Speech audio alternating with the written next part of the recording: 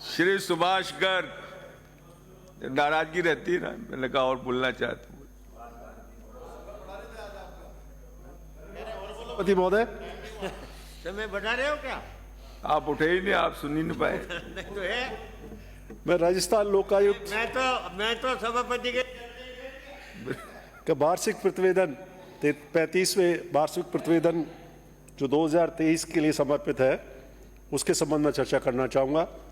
मैं कोई बहुत ज़्यादा लंबी बात नहीं करूँगा, मैं केवल बेसिक जो स्ट्रक्चर है लोकायुक्त की जो परिकल्पना की गई है, और वो परिकल्पना इसलिए की गई थी कि जो सार्वजनिक जीवन में जो भ्रष्टाचार है उसको कैसे खत्म किया जाए, कैसे नियंत्रण किया जाए, कैसे उसको अंकुश लगाया जाए। और मैं धन्यवाद देना चाहूँगा पूर्ववर्ती सरकार को जो 1973 में राजस्थान में लोकायुक्त अधिनियम ला करके और इस बात की पुख्ता व्यवस्था की गई। हम चर्चा कर रहे हैं इस लोकायुक्त प्रतिवेदन को, मैंने देखा है, थोड़ा सा पढ़ा भी था। इसमें केसेस के ज़्यादा विवरण दिया गया है और इन्होंने अपनी रिकमेंडेशन में कहा है, बेसिक स्ट्रक्चरल रिकमेंडेशंस दिए हैं कि किस तरह से इंप्रूवमेंट किया जाए और क्या सीमाएं हैं, उनकी लिमिटेशंस है। तो माननीय सभापति महोदय, आपके माध्यम से मैं सरकार का ध्यान आकर्षित करना चाहता हूं कि वास्तव में अगर हम भ्रष्टाचार को मुक्त करना चाहते हैं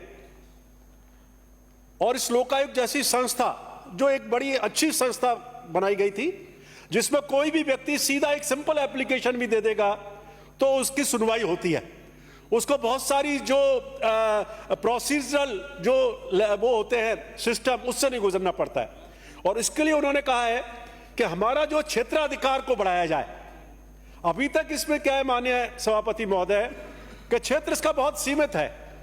आप जानते हैं कि लिबरलाइजेशन का युग है, प्राइवेटाइजेशन का युग है, और सरकार भी प्राइवेट सेक्टर के माध्यम से डेवलपमेंट करना चाहती है।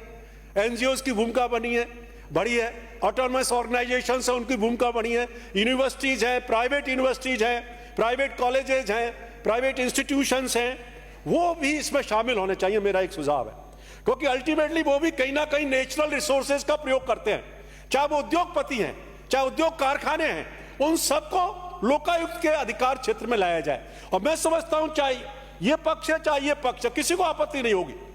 कोई भी व्यक्ति जो नेचुरल रिसोर्सेज का उपयोग कर रहा है, जमीनों का आवंटन करा लेते हैं, 20-20, 30-30 वर्ष जो उत्पादन नहीं होता है, सस्ती दरों पर भूमि को ले लेते हैं, किसानों की भूमि को अधिग्रहण कर लिया जाता है।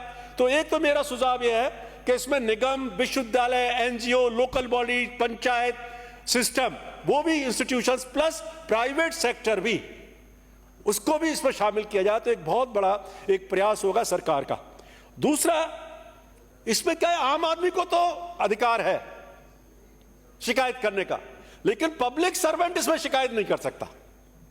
अगर पब्लिक सर्वेंट के, लोक सेवक के संज्ञान में भी कोई चीज आती है तो उसको भी इसमें शामिल किया जाए, जिससे, क्योंकि कई बार कई पब्लिक सर्वेंट बहुत ऑनेस्ट होते हैं, ईमानदार होते हैं, वो भी चाहते हैं कि सिस्टम सुधरना चाहिए, सिस्टम अच्छा होना चाहिए, ट्रांसपेरेंसी होनी चाहिए।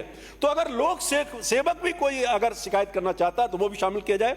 तीसरा, जो मैं हरिमोहन जी शर्मा जी की बात से भी सहमत हूं, जिस तरह से ईडी, सीबीआई, इन लोगों को अधिकार है सर्च और सीजर का, वो भी अधिकार लोकायुक्त को मिलना चाहिए। और इसके लिए एक विशेष पुलिस इकाई का गठन करना चाहिए जो डायरेक्ट लोकायुक्त के नियंत्रण में काम करे। और इसके साथ साथ इसमें अगर हम उदाहरण देखें, बड़ा अच्छी बात कही थी, 4 राज्यों की स्टडी करवा ली है मंत्री जी। मैं आपके माध्यम से कहना चाहूंगा, सभापति माध्यम से, केरल, आंध्र प्रदेश, मध्य प्रदेश, कर्नाटका, उनको लोकायुक्त जो अधिनियम है, उनके जो प्रोविजन से बड़े अच्छे हैं, और केरल तो और भी आगे निकल गया है, उसका आप स्टडी करवाएं। और एक और कहना चाहूंगा, इनको मैनेजरियल एंड फाइनेंशियल ऑटोनॉमी दी जानी चाहिए। जब कोई भी इस तरह की संस्थाएं, एजेंसीज जब गवर्नमेंट के ऊपर डिपेंडेंट होती हैं, चाहे वो सीबीआई हो, चाहे ईडी हो, चाहे इनकम टैक्स हो, चाहे एसीडी हो, और चाहे ये लोकायुक्त हो, तो वो गवर्नमेंट का प्रभाव रहता है। इनको, मेरा तो यह मानना, सारी एजेंसीज को इंडिपेंडेंट होना चाहिए। और आपको माननीय सभापति महोदय, मैं माननीय मंत्री जी का ध्यान आकर्षित करना चाहूंगा, आपको ध्यान होगा सुप्रीम कोर्ट ने भी डिसीजन दिए और उन्होंने भी इन इंडिपेंडेंट एजेंसी की भूमिका पे कई प्रश्न चिन्ह, मैं शब्द का तो उपयोग नहीं करना चाहूंगा, लेकिन इनकी इंडिपेंडेंट वर्किंग पर कई क्वेश्चन मार्क किए माननीय उच्चतम न्यायालय ने। और एक बात मैं कहना चाहूंगा इसके साथ साथ कि इसमें एक आज साइबर फ्रॉड का बड़ा जमाना है और इसमें तकनीकी सेल भी इनका आईटी का सेल, इस लोकायुक्त व्यवस्था को आईटी की सेल की व्यवस्था की जानी चाहिए। और इसके साथ साथ मेरा यह भी कहना है कि लोकायुक्त को नए इसके क्षेत्र अधिकार विस्तार करते हुए आज जो वर्तमान दौर में हो रहा है कोचिंग सेंटर, बेसमेंट की बात कर रहा हूं, वो भी एक भ्रष्टाचार की श्रेणी में आता है कि कैसे एजेंसीज, चाहे वो यूआईटीज, नगर निगम, जेडीए, कैसे व्यापारिक गतिविधियों के लिए, औद्योगिक गतिविधियों के लिए या कोचिंग सेंटर्स के लिए बेसमेंट की परमिशन देते हैं। इस पर भी अधिकार जो है, इस पर भी प्रतिबंध लगना चाहिए। इन्हीं शब्दों के साथ बहुत बहुत धन्यवाद माननीय।